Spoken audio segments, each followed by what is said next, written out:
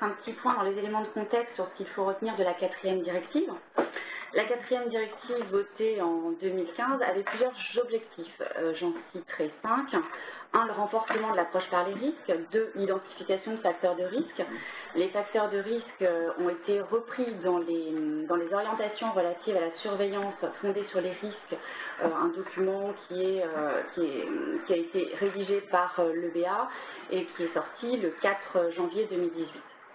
Qui explique l'ensemble des facteurs de risque selon le type de client, les zones géographiques, les produits et les canaux de distribution, et ce pour chaque métier de la banque. Donc, troisièmement, donc l'application de vigilance normale, même en cas de risque moins élevé. Quatrièmement, la mise en place d'un accès plus ouvert à l'information concernant les bénéficiaires effectifs des sociétés et des trusts. Et enfin, les modifications de la définition de personnes politiquement exposées. Okay. Ensuite, en ce qui concerne le calendrier de la 4e directive, petit rappel, elle est entrée en vigueur le 26 juin 2017 et elle a été transposée partiellement donc, en France pour la partie législative par l'ordonnance du 1er décembre 2016 et par plusieurs décrets, et notamment le dernier en date qui est du 18 avril 2018. S'agissant de ce dernier texte, l'ASF a obtenu avec d'autres associations professionnelles spécialisées donc, dans les métiers bancaires, établissements financiers, puis des métiers titres, un report de la date d'application pour la plupart de ces dispositions au 1er octobre 2018. Il nous reste encore un arrêté qui devrait compléter ce dispositif LCBFT. Les règles qu'il contiendra ne s'appliqueront plus uniquement au secteur bancaire, mais au secteur de l'assurance, mais également au secteur de l'assurance, aux métiers, aux établissements qui sont contrôlés par l'AMF et aux établissements spécialisés. Voilà pour ce petit calendrier sur la 4e directive. Alors, sur la 5e qui a été publiée aujourd'hui. Exactement, donc le texte de la 5e avait été voté le 19 avril dernier et il est paru ce matin au JO de l'Union européenne. Donc on est pile dans le timing et c'est assez exceptionnel. Alors, il me semble important de vous donner aussi le contexte et les motivations de cette 5e directive. On parle de modification de la 4e, mais c'est une modification substantielle sur un certain nombre de points, mais je crois qu'il faut comprendre l'esprit pour savoir ce que les régulateurs nationaux vont vous demander. On s'aperçoit qu'il y a eu depuis 2015 une évolution extrêmement forte des technologies. Donc on a parlé effectivement des cartes prépayées, on a parlé des monnaies virtuelles, on a parlé de la signature électronique, on a parlé de nouveaux éléments qui sont à la fois des opportunités pour développer le business, mais aussi qui sont des risques qui présentent des risques pour le détournement et la mise en place de schémas de blanchiment. Donc cette 5e directive veut intégrer ces nouvelles technos, et ce qui va entraîner aussi que ces technos font apparaître de nouveaux acteurs, et donc ces acteurs pouvant être à risque, on va les transformer en acteurs assujettis. Il en a été de même avec le secteur de l'art, où l'art a été un moyen de contrepartie pour des blanchisseurs, et du coup le secteur de l'art maintenant fait partie des secteurs assujettis. Donc effectivement, on va demander aujourd'hui à un certain nombre de prestataires travaillant sur les monnaies virtuelles de devenir assujettis. Deuxième point qui est important, c'est qu'on a noté au travers des événements malheureux, des attentats qui ont sévi sur le sol européen, qu'il y a une convergence extrêmement forte entre les réseaux criminels et les réseaux terroristes. Et du coup, il y a effectivement, à travers cette 5e directive, un renforcement de la capacité à détecter et à faire face à ces convergences. Et il se trouve que la convergence se manifeste souvent aussi au travers de structures, comme on l'a vu avec LuxLeaks, avec les Panama Papers, où finalement les structures juridiques sont détournées de leur objet pour évader au niveau fiscal, pour finalement cacher des personnes qui finalement peut-être recyclent de l'argent de la corruption. Et puis, troisième point, c'est le cadre juridique. Donc la 4e est en cours, finit de se transposer en France. Néanmoins, Corinne nous parlera des différents arrêtés et décrets qui, pour certains, intègrent d'ores et déjà des dispositions de la 5e. Donc on est sur un... Entre les deux, en fait. Entre les, vraiment entre les deux. Bah, pour le coup, oui. Voilà. Et là, en France, ils ont décidé d'anticiper certaines dispositions de la 5e directive. Donc, voilà, donc c'est super important de savoir naviguer dans cet entre-deux, là pour l'instant. Et puis aussi, l'Europe prend constat qu'il y a eu des engagements internationaux qui ont été pris au niveau des Nations Unies ou d'autres instances multilatérales, et donc veut refléter ou souhaite que l'ensemble de ces engagements soient pris par l'ensemble des membres des États membres de l'UE. Voilà, donc, et par ailleurs, et last but not the least, c'est que la 5e directive prend acte de la disparité des dispositifs nationaux de prévention contre le risque blanchiment. Donc c'était un lieu commun de dire que finalement le Luxembourg est plus allégé sur tel point que l'Italie, que la France, et ainsi de suite. Donc la 5e directive prend acte de cette disparité et veut, et ça c'est vraiment très important, veut les gommer. Et veut les gommer en s'appuyant sur le principe de subsidiarité qui est défini par l'article 5 du traité. Et l'Europe va se doter d'un mécanisme d'évaluation des dispositifs nationaux qui sera indépendant et complémentaire, en tout cas indépendant de celui qu'on connaît avec le GAFI. Et c'est là où on voit une volonté extrêmement forte de l'Europe de se doter des outils pour contraindre les États à maintenant adopter une attitude, je dirais, homogène.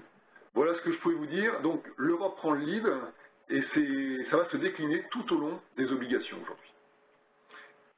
Corinne, je vous laisse, je crois, la... Oui, alors l'approche intégrée, enfin, en ce qui concerne la conformité des dispositifs nationaux, je pense que vous l'avez évoqué effectivement, avec l'idée c'est de prendre en compte le travail des autres organismes en la matière, et notamment le GAFI. D'ailleurs, on le voit déjà dans la 4e directive sur les PEP. Le renforcement de la capacité d'enquête des cellules de renseignement financier, donc plus de dialogue, plus de dialogue entre ces cellules, avec des accès au registre également. Alors effectivement, on en parlera. Et puis ils se sont aperçus que les CRF, les cellules de renseignement financier, les TRACFIN nationaux, j'allais dire, n'ont pas la même capacité d'enquête et n'ont pas la même compétence. Et donc à ce titre, la 5e directive dit qu'il va falloir que les CRF deviennent vraiment des super pros de l'enquête et échangent encore plus d'informations. Et cette capacité de détection va se décliner aussi au niveau des établissements assujettis, parce qu'aujourd'hui on s'aperçoit que les schémas anti-blanchiment se développent à travers de multiples acteurs du secteur financier ou non financier. Mais, donc du coup, pour détecter un montage, il y a lieu maintenant de faire en sorte que tous les acteurs assujettis se parlent. Donc les dispositions de la 4e et la 3e permettaient déjà d'aller au-devant d'un établissement pour mieux connaître les facteurs de risque liés à une opération. Et là, cette disposition va s'étendre et on va attendre de vous que vous puissiez communiquer plus facilement avec quiconque est en amont ou en aval de les opérations que vous traitez. Peut-être sur l'assujettissement de nouveaux acteurs exposés, ça je pense que vous avez évoqué avec la monnaie virtuelle notamment. Peut-être un petit point de calendrier de la 5e directive. Donc là, elle devrait être prochainement publiée au JOIE. Donc c'est fait, on modifiera les slides en ce sens. On vous a inscrit toutes les dates, puisqu'en fait il y a des dates qui commencent à courir aujourd'hui, donc 18 mois après l'entrée en vigueur de la directive. Des États membres ont 18 mois pour la transposer dans leurs droits nationaux. Les registres des bénéficiaires effectifs, 18 mois après l'entrée en vigueur. Les registres des trusts et des 20 mois après l'entrée en vigueur. Et puis, il y aura cette interconnexion de plateformes au niveau européen, puisque l'ensemble des plateformes nationales seront connectées à une plateforme européenne. Et c'est toujours le but étant de limiter l'opacité de certaines structures et de permettre aux acteurs assujettis d'avoir accès aux informations sur les trusts, sur les fiducies et sur les sociétés. Et enfin, dernier point, pour ces éléments de contexte. Vous savez qu'en France, on a un FICOBA, ce qui n'est pas le cas des autres États membres de l'UE. Et l'idée, c'est vraiment d'avoir un FICOBA au niveau de chaque État membre, de façon à ce que les cellules de renseignement puissent se connecter à cette plateforme de FICOBA dite européenne, de manière à avoir tous les éléments d'information sur des personnes physiques ou des personnes morales dans tous les États membres. Et là, ce sera 26 mois après l'entrée en vigueur. Il faut un petit peu de temps pour monter cette structure. Ensuite, je pense que là, pour le coup, on va peut-être passer à la deuxième partie sur les impacts sur la vigilance. André, je crois que c'est vous qui traitez des assujettis sous haute surveillance. Sous haute surveillance.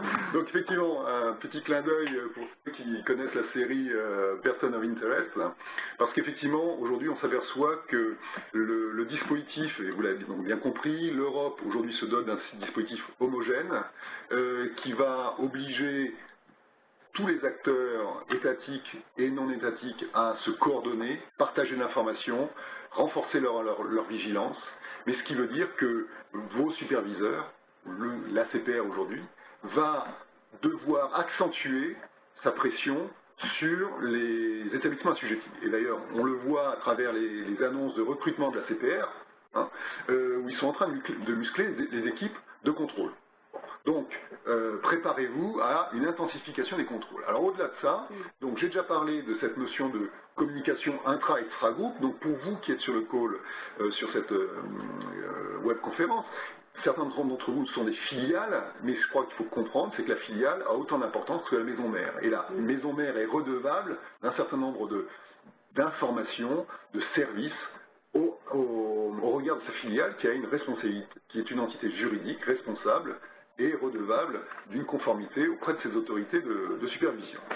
Ensuite, dans la vigilance renforcée, la 5e directive va mettre l'accent sur l'honorabilité des directeurs et des actionnaires. Donc on l'avait vu avec Solvabilité 2, avec le fit and proper, où on demandait effectivement que l'établissement puisse démontrer, alors ça se passe formellement quand on crée une activité pour avoir les licences, mais quand vous êtes déjà en cours d'exploitation, il faut vous préparer à pouvoir démontrer cette honorabilité de vos directeurs et actionnaires. Par ailleurs, la 5e directive met l'accent, et en particulier donc pour le secteur bancaire et dont vous faites partie, sur la gouvernance. Et ça, c'est intéressant, c'est qu'aujourd'hui, ils vont reprendre dans leur mission d'enquête ce qu'ils avaient fait dans les années 2011-2013. Donc, regardez les sanctions qui ont été prononcées à la CPR au niveau des 2011-2013 pour savoir quels sont les points qui ont été relevés au niveau de la gouvernance. Donc, ce sont des aspects que nous traitons à la SFOR et à l'IRDPA. Donc, gouvernance, c'est important. La conformité, vous le savez, mais effectivement, est quelque chose qui va être renforcé, et la gestion des risques au sens large, incluant la lutte contre le blanchiment des capitaux, va faire l'objet effectivement d'un aspect très approfondi et sous l'angle d'efficacité. Et aujourd'hui, tout le mot-clé qui revient dans la 5e directive, c'est l'efficacité des dispositifs. Donc aujourd'hui, il ne suffit pas d'avoir un dispositif qui est formellement décrit. On vous demande d'avoir un dispositif qui est opérationnel, qui fonctionne, dont vous pouvez prouver l'efficacité. Donc on est en train de monter un cran au-dessus, et je vous ai dit, l'Europe prend le lead et va augmenter la capacité de détection du dispositif global, enfin du dispositif européen. Voilà, donc sachez que devant vous, il y a un certain nombre un durcissement qui se profile, et bon, il faut juste en prendre acte. Sur les impacts donc, sur la vigilance, ce qu'il faut retenir de la 4e directive, donc vous avez vu, on a les impacts sur la vigilance traduisent par une approche par les risques, appréciés tant au niveau de l'entreprise au regard de la tutelle.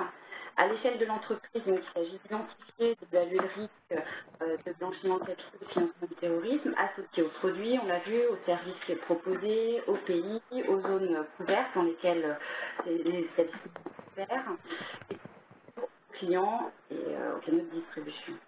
Au regard de la clientèle, bien sûr, alors j'attire votre attention sur les éléments d'information nécessaires, connaissance de l'objet et à la nature de la relation d'affaires. La relation d'affaires est un point important. dans la 4e directive, vous avez vu qu'il y a une notion, enfin, je dirais que c'est une notion qui tend à être élargie, à s'élargir de plus en plus. Donc, faut bien veiller à prendre en compte dans la relation d'affaires à la fois le client et le bénéficiaire effectif. Ensuite, en fonction de ces facteurs de risque, les professionnels doivent déterminer le profil du client et lui affecter un niveau de vigilance adéquat, donc vigilance allégée, vigilance normale, vigilance renforcée. Et les choix doivent pouvoir être justifiés auprès des autorités de surveillance. Donc, on a ce point-là. Ensuite, il y a aussi une vigilance continue à appliquer au niveau de chaque établissement. Il faut mettre à jour les documents que vous avez au sein de votre établissement au fil de l'eau, et puis s'assurer que les informations que vous avez que les transactions sont cohérentes par rapport au profil de risque et aux activités commerciales du client. Voilà, donc vigilance, relation d'affaires, vigilance continue, vigilance au niveau du groupe. André vous parlait du dispositif LCBFT au niveau du groupe. Maintenant, on a la nomination d'un responsable de la mise en œuvre du dispositif au niveau des groupes. Ensuite, il y a les 2 derniers points que je voulais évoquer avec vous sur ce slide. Je vais les développer dans les planches suivantes. Il s'agit de la 4e directive, et ça a été l'accent a été mis sur ce point-là dans le décret du 18 avril 2018 sur la distinction entre identification et vérification. Identification, c'est je collecte des données, donc nom, prénom, date et lieu de naissance pour la personne physique, pour les personnes morales extra-cabis par exemple. On a l'identification des personnes agissant pour le compte du client et la vérification de ses pouvoirs. Alors, pourquoi je vous parle de cette distinction? La vérification, c'est dans la transposition. Alors là, on a un petit peu anticipé dans le décret du 18 avril, il y a une anticipation de la 5e directive. Vous avez les éléments face à face et d'autres moyens supplémentaires vous sont donnés pour vérifier l'identité du client. Vérification, c'est des moyens, je dirais, classiques. Présentation de l'original du document officiel en cours de validité, avec la photographie bien entendu. La copie qui va devenir obligatoire, mais je suppose que vous le faites déjà tous. Pour les personnes morales extrait cabis, donc la vérification elle est là. Pour l'identification de personnes morales, il s'agissait de la forme juridique, enfin des données. Pour les moyens électroniques, on va faire référence, donc là il fallait une norme, je dirais, européenne, et on utilisera le niveau de garantie élevé au sens du règlement EIDAS. Ensuite, un deuxième moyen d'identification de vérification, je dirais plus d'ailleurs, vérification vous êtes offert, vous est proposé, c'est le recours à un moyen d'identification électronique présumé fiable au sens de l'article L102 du Code des postes et des communications électroniques. Donc, pourquoi je vous disais qu'il y a une distinction à faire entre les deux, identification et vérification? Eh bien parce que vous avez deux types de mesures de vigilance simplifiées qui sont pris dans le décret. C'est une première possibilité, en tant qu'établissement, vous avez la possibilité de lister vos risques faibles, enfin vos activités à risque faible, vos produits, vos clients. Donc, mais c'est vous qui décidez. Dans le deuxième cas de figure, on a des risques de vigilance allégée, mais qui se retrouvent dans les textes, notamment dans le Code monétaire et financier. Donc je vais citer quelques exemples par la suite. Mais la différence entre les deux, c'est que quand c'est à votre main, je dirais que là, il y a l'identification et la vérification qui sont obligatoires à l'entrée en relation, avec uniquement une possibilité de différer la vérification. Dans le deuxième cas de figure, pour les textes, enfin pour les risques allégés limités, enfin visés par les textes, vous avez une identification seule. Je vais vous citer quelques exemples de cas de figure. Donc l'ASF a fait pas mal de lobbying sur ces trois situations. En résumé, l'élément commun à ces trois types d'opérations, c'est exiger que, ce soit en dehors de l'absence de tout soupçon de blanchiment de capitaux ou de financement du terrorisme. Deuxièmement, c'est que l'opération se fasse, que le paiement se fasse sur un compte bancaire au nom du client. Je dis un compte bancaire de manière assez générale, mais un compte bancaire tenu par un établissement qui se trouve dans l'UE ou dans un pays de l'espace économique européen. Voilà, donc on a des exemples pour le crédit bail, avec cette fois-ci le décret du 18 avril qui a élargi le scope aux actifs incorporels, au crédit bail. Deuxième chose, pour le crédit à la consommation, pour le crédit à la consommation, on a un seuil qui a été ramené à 1 000 €. Et enfin, pour les opérations dites en N fois, on a un délai de remboursement qui ne doit pas dépasser 3 mois avec des intérêts, des frais négligeables ou aucun frais et aucun intérêt. Donc voilà, 3 types d'opérations, je dirais, qui font partie intégrante du Code monétaire et financier de la partie réglementaire. Ouais, si je peux me permettre juste un commentaire. Donc, tout ce qui est dit, effectivement, est tout à fait vrai. Le seul point, c'est que aujourd'hui, vous devez pouvoir démontrer que vous étiez éligible aux conditions de vigilance allégée.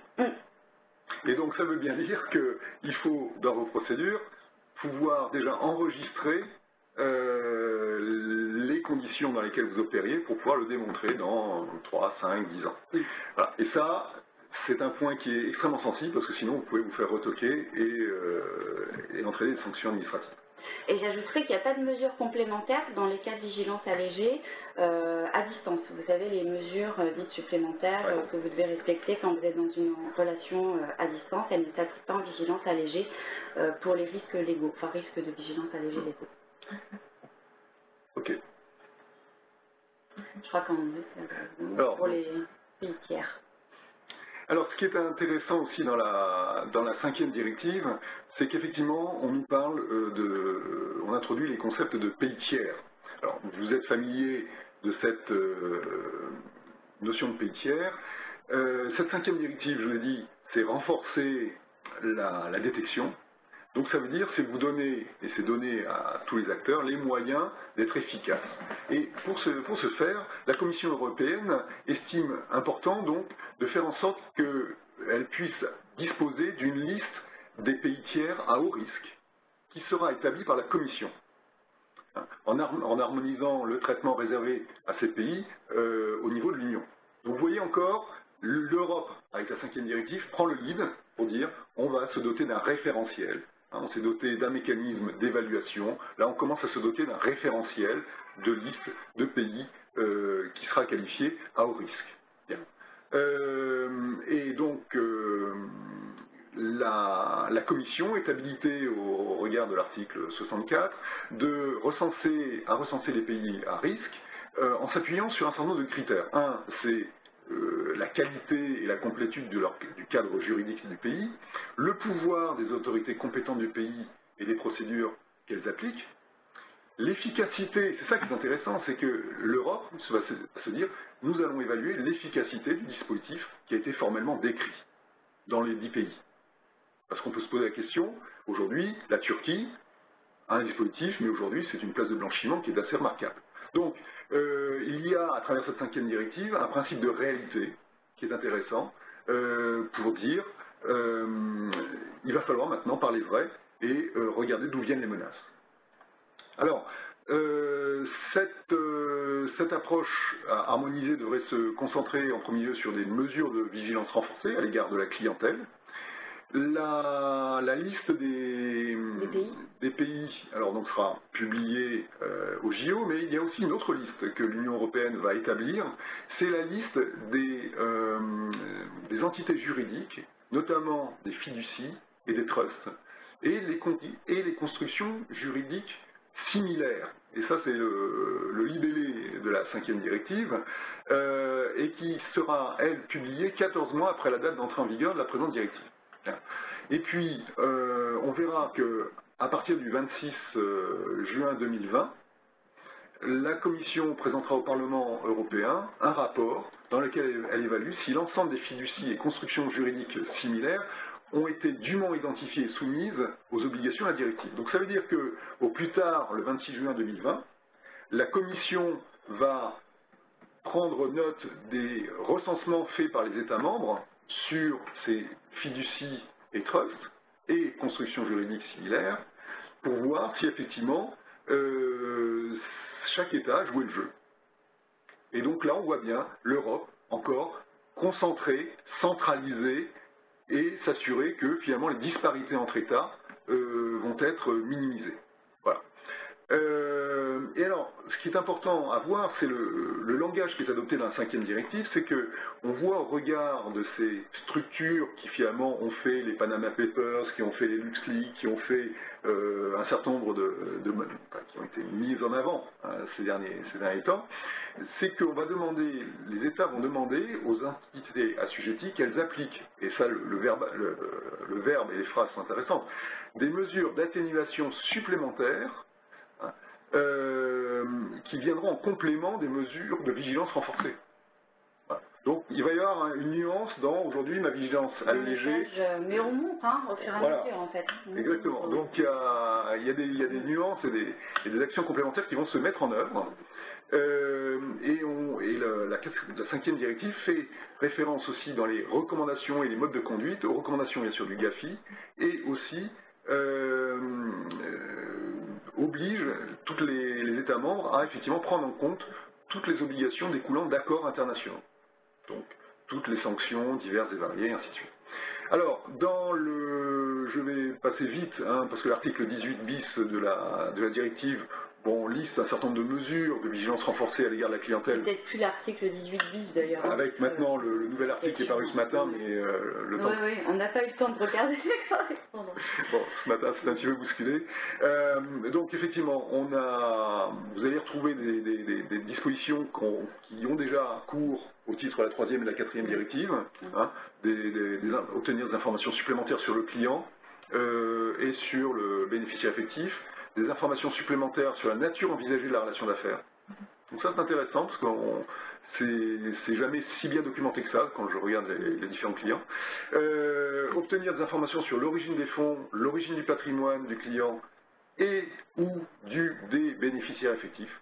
Donc là, il ne s'agit plus uniquement de connaître le nom du bénéficiaire effectif, mais de savoir qui ils sont, sachant que par ailleurs, il y aura des dispositions pour nous dire, bénéficiaire effectif, on en verra, est-ce que ça peut être un dirigeant d'entreprise par défaut. Obtenir des informations sur les raisons de la transaction. Obtenir aussi, après l'autorisation de la hiérarchie pour engager la relation d'affaires, ça vous le connaissez. Et puis, nouveau, mettre en œuvre une surveillance renforcée de la relation d'affaires en augmentant le nombre et la fréquence des contrôles effectués. Ça, je pense que c'est une précision qui est nouvelle, donc c'est pour ça que je vous laisse souligner, en déterminant des schémas de transactions qui nécessitent un examen plus approfondi. Donc ça veut dire aujourd'hui que est-ce que votre cartographie des risques est suffisamment bien construite, c'est-à-dire la cartographie des risques n'est pas juste de dire tel produit ou tel service est risqué un peu, moyen, beaucoup, à la folie, mais de se dire aujourd'hui, ma cartographie des risques prend bien les scénarios en disant j'ai l'épouse d'un entrepreneur qui veut acheter un véhicule et en fait cet entrepreneur a finalement fait faillite, frauduleuse peut-être, et ainsi de suite. Donc quels sont les scénarios? Est-ce que votre cartographie des risques est vraiment basée sur les scénarios? Et ça c'est le point clé de la cartographie des risques aujourd'hui. Et puis sinon, effectivement, il y a encore d'autres points qui renforcent le fait qu'aujourd'hui la COSI, donc la communication systématique qui a été mise en place vis-à-vis de TRACFIN, va être renforcée. Voilà, donc ça, il faut s'attendre à ce point-là. L'autre aspect... Le grand 3 sur l'identification électronique à distance, on souhaitait vous faire un petit point sur ce point, sachant qu'on renvoie à une norme européenne, donc le règlement IEDAS, qui fixe 3 niveaux de garantie qui sont prévus, donc faible. Un niveau de garantie faible, c'est l'objectif est simplement de réduire le risque d'utilisation abusive ou d'altération d'identité. Substantiel, là l'objectif est de réduire substantiellement le risque d'utilisation abusive ou d'altération d'identité. Et élevé, et là l'objectif c'est d'empêcher l'utilisation abusive ou l'altération de l'identité. On vous en a parlé tout à l'heure donc pour la vérification d'identité, donc en faisant et puis l'identification et la vérification. En France, en fait, on a utilisé le niveau de garantie élevé et le niveau de garantie substantiel. André, vous voulez peut-être ajouter un point sur le... Oui, avance, pour vous aider à rentrer dans le schéma. Je pense que la 5e directive, la 5e directive, vous voyez, donc nous renvoie à cette directive de 2014. Donc, immédiatement, allez la lire. Je crois que c'est le point premier. Deuxième chose, on va parler effectivement de schémas d'identification électronique qui doivent correspondre donc aux 3 niveaux qu'a évoqué Corinne. Donc ça, il faut être bien clair là-dessus, en fonction de ce que vous avez à exécuter comme opération. Du coup, ça va vous amener à aller consulter en particulier le site de l'ANSSI, le service de sécurité du gouvernement, qui finalement, donc anf2si.gouv.fr, qui va vous permettre d'accéder d'abord à tous les textes relatifs à l'identification et la sécurité des systèmes d'information, à avoir la liste des projets, des prestataires et des équipements qui ont été approuvés au regard des différents niveaux de sécurité. Donc aujourd'hui, c'est un point que je vous invite à regarder, et je ne voudrais pas me restreindre à ce site gouvernemental. Il y a effectivement aussi la procédure de signature de la CPR, qui est un document intéressant, qui explique finalement comment la CPR utilise la signature électronique. Ça peut vous donner aussi des idées de mise en œuvre. Et puis, il y a un 3e point, c'est que il y a un certain nombre on parle de schéma d'identification. Il y a ceux qui ont cours, par exemple, il y a des sociétés qui vont où on peut faire des prélèvements de quelques centimes sur le compte du client pour s'assurer que c'est bien un compte situé en France qui répond justement aux exigences d'identification du niveau au moins substantiel. Voilà, donc il va y avoir un certain nombre de schémas qu'il est possible de concevoir aujourd'hui. La blockchain rentrera dans le jeu, parce que la 5e directive a voulu, et cette directive de 2014 expressément mentionne l'évolution des technologies pour ne pas être fermée, mais au contraire ouverte à toutes les évolutions technologiques. Donc on est aujourd'hui sur l'identification, à mon avis, sur un champ qu'il va falloir approfondir dans vos établissements, parce qu'il y a plusieurs mécanismes existants ou en cours ou à venir, qu'il sera bon de prendre en compte pour fluidifier l'exécution de votre business. Alors peut-être attention, hein, enfin, il y a aussi des projets qui sont menés par le ministère de l'Intérieur, comme le projet Alicem, et qui propose une identité numérique sur smartphone, Android, NFC, donc, et qui propose d'incorporer donc les passeports, tout ce qui est passeport biométrique. Donc là, ça vaut peut-être le coup de se renseigner aussi sur ce projet qui devrait être mis en production avant la fin de l'année. Donc voilà, je voulais juste faire un petit point sur ce projet. Et puis, il y aura aussi des éléments qui seront apportés sur l'identification électronique dans des lignes directrices qui sont en cours d'élaboration sur l'identification et la vérification de l'identité du client, du bénéficiaire effectif. Donc elles sont en cours actuellement. La dernière réunion devrait avoir lieu de la commission consultative au mois de septembre. Donc on aura un projet, je dirais, définitif au mois d'octobre.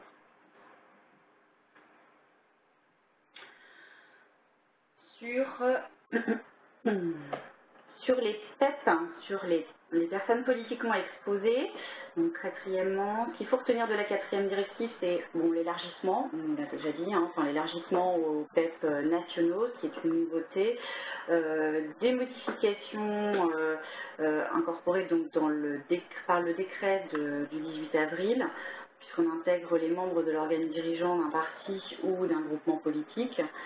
Et puis, peut-être des difficultés on va s'attendre à quelques difficultés d'interprétation sur le dernier point du slide, les personnes connues pour être étroitement associées aux clients qui sont complétées.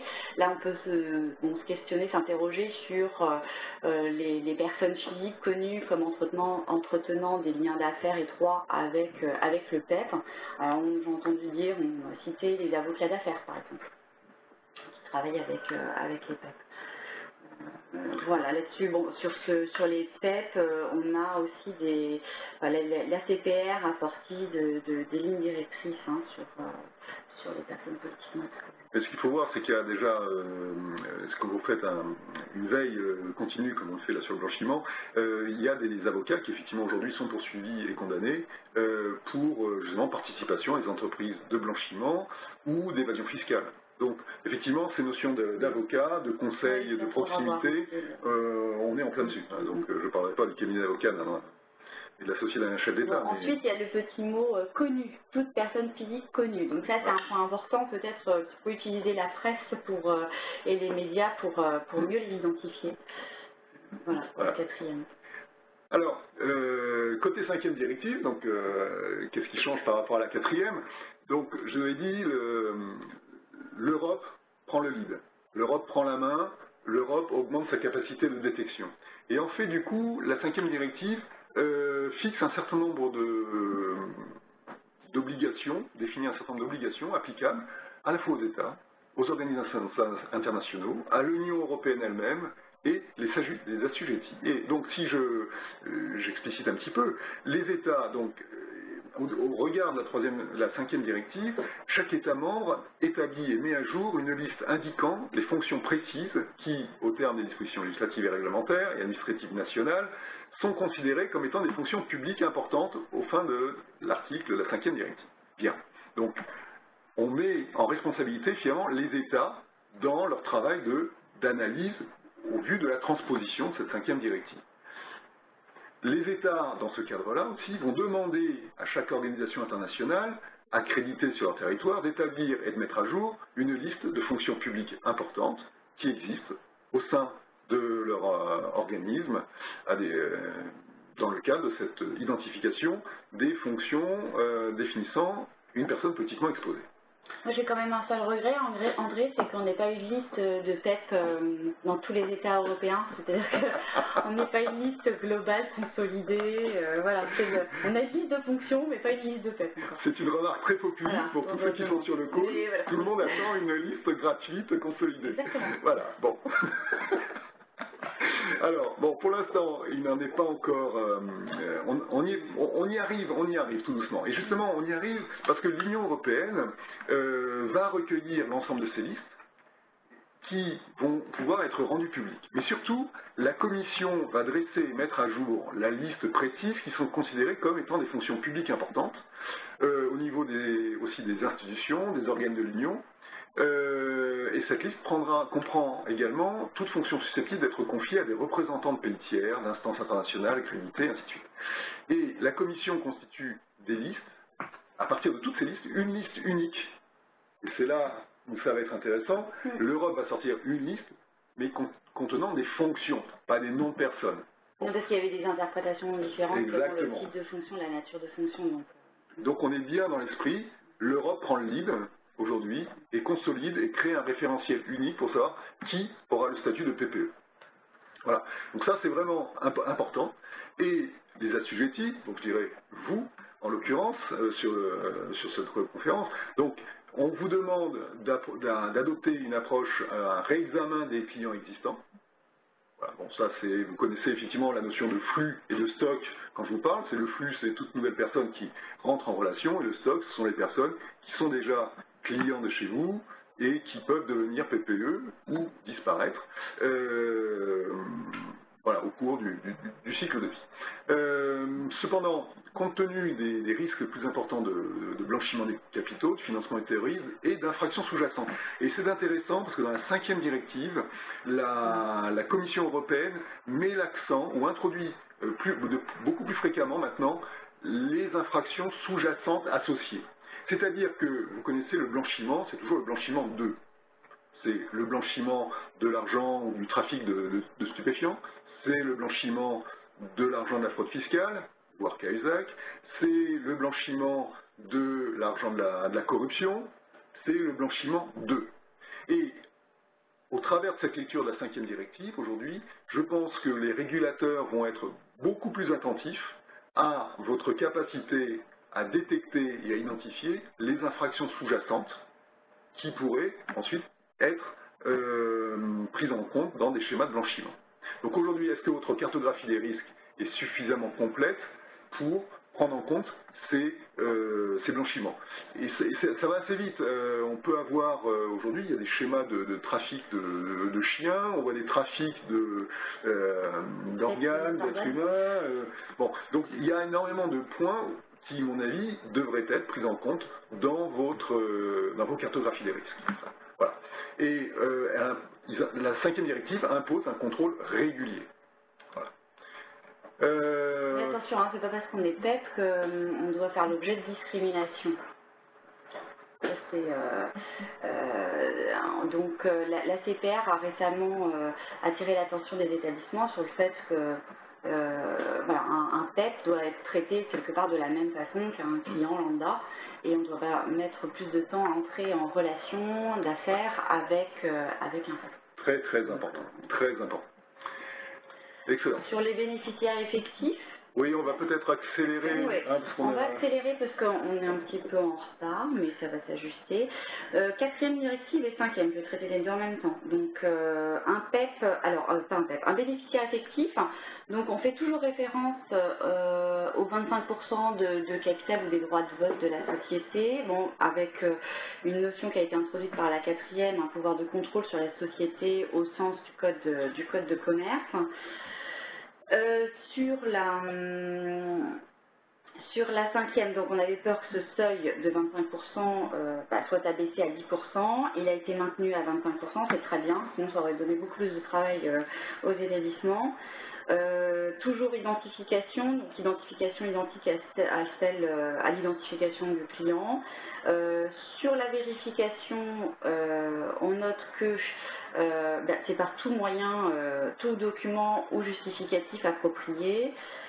Si vous n'arrivez pas, si vous ne parvenez pas à identifier le bénéficiaire effectif, sachez que dans le décret vous autorise par défaut à désigner une personne, enfin le bénéficiaire effectif, le dirigeant par exemple d'une société par défaut, mais attention quand même, ça ne doit pas être du systématique.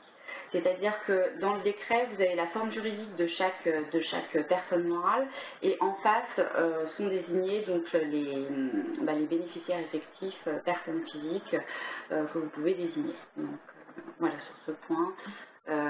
Et vous devez aussi, si c'est par défaut, indiquer, conserver tous les éléments qui vous ont permis tous les éléments qui vous permettent de démontrer que vous avez fait le nécessaire pour identifier ce bénéficiaire effectif. De façon générale, nous sommes dans le renversement virtuel de la charge de la preuve, donc on conserve. Ok. Voilà. Ensuite, peut-être les registres. Oui, donc la notion de la 5e, donc au niveau des registres, je pense qu'ils se mettent en place dans tous les pays et on va avoir un réseau finalement d'interconnexion des différents registres. Ça c'est important, donc ça veut dire que les États vont devoir s'engager sur la complétude et la pertinence de ces registres. Donc ça veut dire qu'il faudra peut-être qu'il y ait des enquêtes et on demandera aux autorités de surveillance, de supervision, de regarder si ces informations sont bien gérées. Il y a un certain nombre de mécanismes qui sont mis en place avec ces registres. D'une part, je vais parler des mécanismes d'abord. Les registres, donc, on va pouvoir les remplir.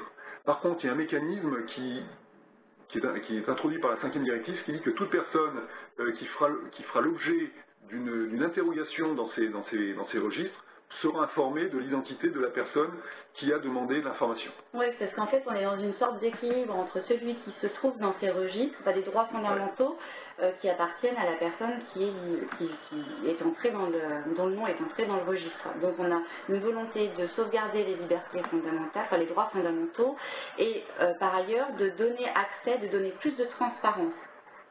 Et dans le même état d'esprit, il est prévu des dérogations pour, si jamais un bénéficiaire effectif était divulgué, pour éviter qu'il soit sujet à des attaques personnelles, d'escroqueries, d'extorsions, enfin voilà. Donc il y a possibilité aussi de ne pas signaler le bénéficiaire effectif si réellement on était la personne qui pouvait se trouver dans une position de danger physique. Voilà.